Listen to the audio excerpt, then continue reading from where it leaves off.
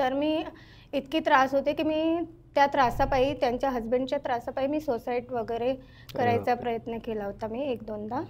आणि त्यांनी इतनी म्हणजे त्यांचा इतका माझ्यावर अत्याचार झाला होता की त्यांनी मला 4-5दा मारण्याचा प्रयत्न केला. विचारत होते की एकटी विचारत बसायची आणि मग माझी प्रेग्नन्सी आली, एक मुलगी झाली, मग सेकंड मुलगी झाली, तोच त्रास मला. आणि रात्री बेरात्री 2-3 वाजता मला मारण्याचा प्रयत्न केला त्यांनी 5दा. 5 वेळा त्यांनी मारण्याचा प्रयत्न, गळा दाबून मारण्याचा प्रयत्न केला त्यांनी. मी ऋषिराज चव्हाण. मी मुंबईत राहायचो. मुंबईतच जन्म झाला आणि त्यानंतर इंजिनिअरिंग वगैरे केली आणि आता डेटा सायंटिस्ट आहे. दिल्लीमध्ये एका कंपनीत काम करतो. म्हणलं की बघावं कुठला NGO चालू आहे. ऑर्फनेज शोधत होतो तेव्हा यांचं मला मायका गर्ल्स होम म्हणून सापडलं गुगल मॅप्सवरती. आता म्हटलं चेक करूया काय आहे. मित्राचा वाढदिवस होता. आम्ही आलो इथे, त्याचा वाढदिवस साजरे केला. स्नॅक्स आम्ही डिस्ट्रीब्यूट केले, गप्पा गोष्टी केल्या. तर मग म्हटलं की अजून प्रश्न आहेत, आता विचारावं.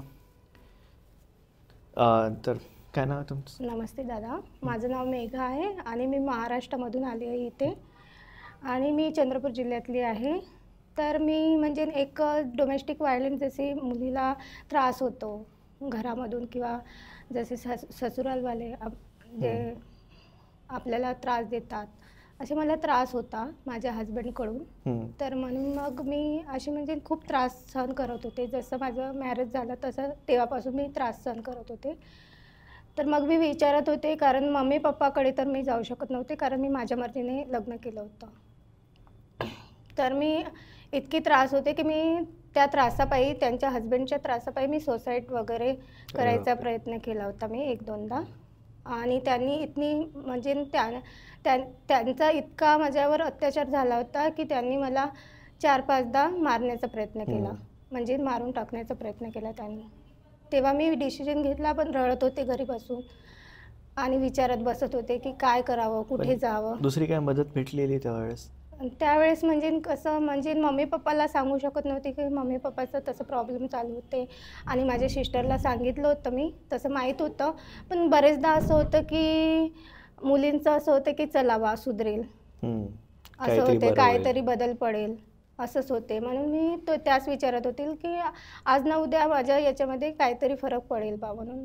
पण पडत नव्हता. आणि डेली ड्रिंक हे मी सहन करत होते त्यांचं. त्याच्यामुळे मग मी विचारत होते की एकटी विचारत बसायची आणि मग माझी प्रेग्नन्सी आली, एक मुलगी झाली, मग सेकंड मुलगी झाली, तोच त्रास मला.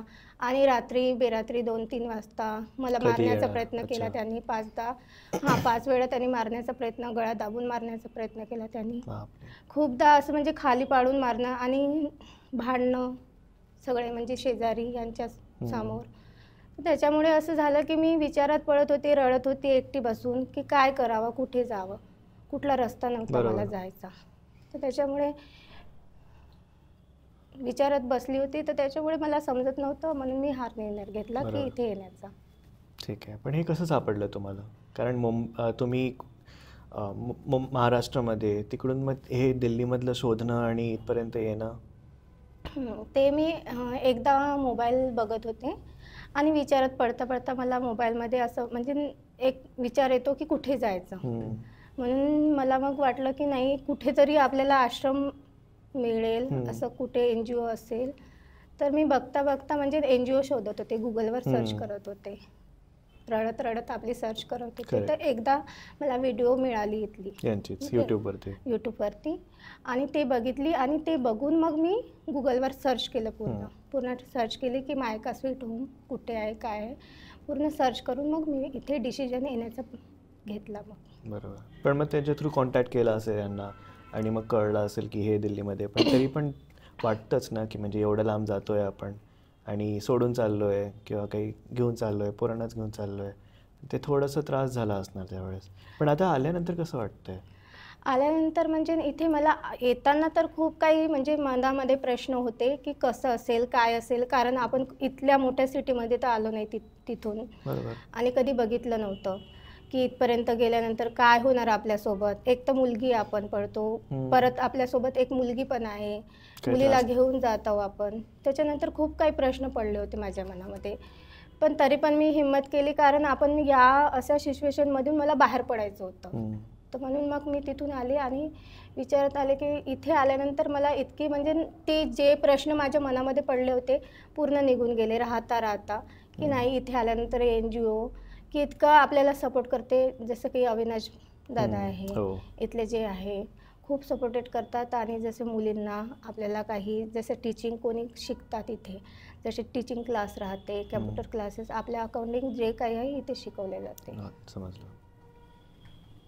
पण मग आणि दोन्ही मुली बरोबर जमतंय त्यांना आणि शिकणं पण होऊन जातंय, सगळं जमतंय. हां, इथे ते फॅसिलिटी देतात इथे सगळंच आहे. जी. टीचर वगैरे येतात मी ऐकलं. हां, टीचर बी नाही. सगळे किती विषय आहेत जे पोरांना शिकवत आहेत ते सगळं? जसे नर्सरीपासून मुले आहेत, जसे इथे मदर्स येतात, म्हणजे मम्मी येतात मुलीला घेऊन. तर इथे आपल्या आई जसे छोटी मुलगी जशी पहिल्या वर्गातली किंवा नर्सरीतली तर 10वीपर्यंत मुली इतक्या मुलीसोबत घेऊन येतात कोणत्या आई. तर त्याच्यामुळे त्यांची पण इथे शिक्षण जमून जातात पूर्ण. आणि तसं किती लोक आहेत, किती मुली आहे, किती आया आहेत अशा इथे? सगळे मिळून इथे सध्या तर 125 आहे आणि येतात जातात इथे.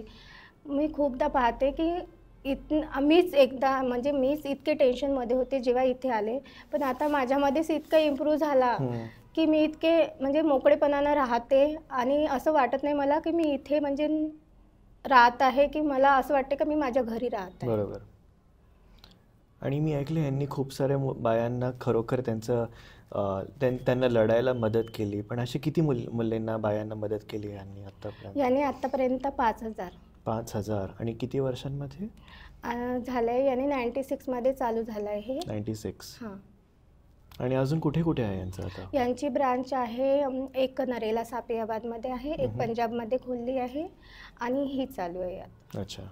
अजून कुठे कुठे खोलणार आहे ते लोक? विचारत आहे आम्ही, 1-2 आहे, जसं महाराष्ट्र किंवा अदर सिटी जसं आहे 1-2 विचारत आहे. बरोबर. पण असे अजून असलेच पाहिजे ना, कारण चंद्रपूरसारख्या जागेवरून दिल्लीपर्यंत यावं लागलं, हे सगळ्या बायांना जमणार नाही आहे. हां, तेच म्हणणं आहे की मी डिसिजन घेतला तसा डिसिजन म्हणजे बाकीच्या जो बायका आहेत तो खूपदा असं होतं की बायका येऊ शकत नाही, विचारात पडतात. तर हाच अविनाश दादाचं हेच आहे म्हणणं की नाही म्हणजे कुठलं म्हणजे डिस्ट्रिक्ट पडलं जसं मुंबई, महाराष्ट्र असं वगैरे, जसं हरियाणा, तर तिथे सेंटर खोलले आले की त्यांना जवळ पडेल तिथे. बरोबर. त्याच्यामुळे या विचारात. चला, चांगलं वाटलं तुमच्याशी बोलून. धन्यवाद. तर मला असा प्रश्न पडला होता की म्हणजे इथे आल्यानंतर तुम्हाला तुमच्या सेफ्टी किंवा मग काही गोष्टीबद्दल काय वाटलं असेल, कारण दिल्ली एक बऱ्याच गोष्टींसाठी फेमस आहे. खूप गोष्टी ह्या इथे चुकीच्या होतात, चांगल्याही होतात, पण चुकीच्या गोष्टींसाठी फेमस आहे. इथे भरपूर गोष्टी मुलींच्या विरोधात पण होतात आणि बोललंही जातं की 11 वाजेच्या नंतर फिरू नका बाहेर वगैरे. अशा परिस्थितीमध्ये दिल्लीमध्ये असं NGO असणार किती सेफ वाटलं आहे तुम्हाला आतापर्यंत? मला तर सेफ वाटलं की कारण मी इथे राहत आहे 1 वर्ष, म्हणजे 9 महिने होत आहे, मला 1 वर्ष होत आहे. तर मला तर असं बिलकुल म्हणजे इथे आढळलं नाही की मी सेफ्टीमध्ये नाही आहे. इतकी सेफ्टी मिळते इथे की बिलकुल इथे महिला आश्रम आहे, तर महिला आश्रममध्ये पुरी महिला राहतात आणि मुलीची सेफ्टी आपली चांगली आहे इथे.